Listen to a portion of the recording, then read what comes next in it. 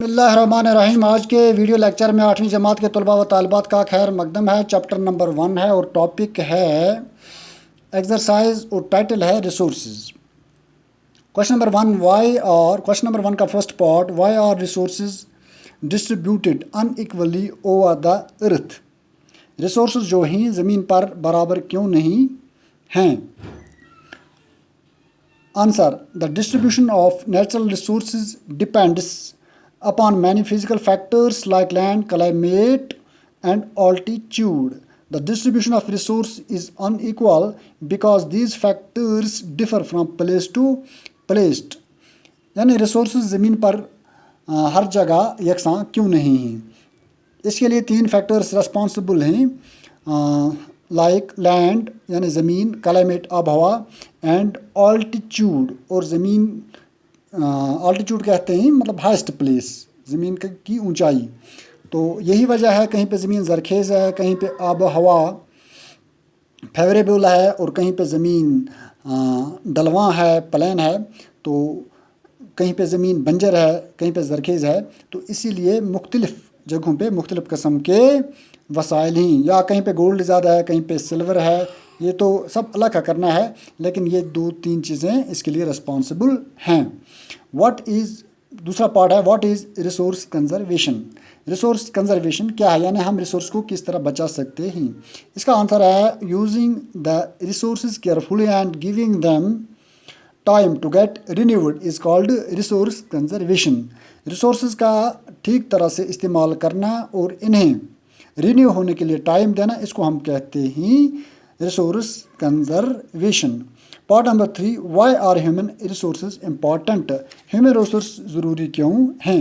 Human resource are important because they can make best use of nature to create more resources when they have knowledge, skill and technology.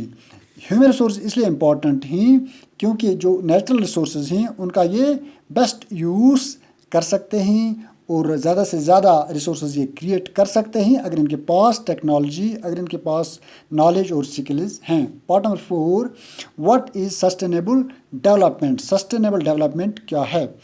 Answer इसका है balancing the need to use resources and also conserve them for the future is called sustainable development.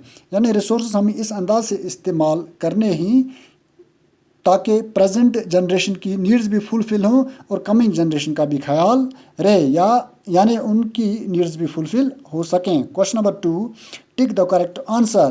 Part number first, which one of the following does not make substance A resource. इनमें कौन सी substance को, कौन सा जवाब substance को resource नहीं बनाता है। A part utility, B part value and C part quantity. Quantity है जो सब्सटेंस को वैल्यू नहीं बनाता, रिसोर्स नहीं बनाता है।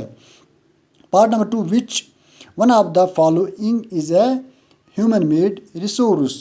Medicine to treat cancer, spring water, tropical forest. इसमें से man made resource medicine to treat cancer है। Part number 3, complete the statement. Statement को कंप्लीट करना है।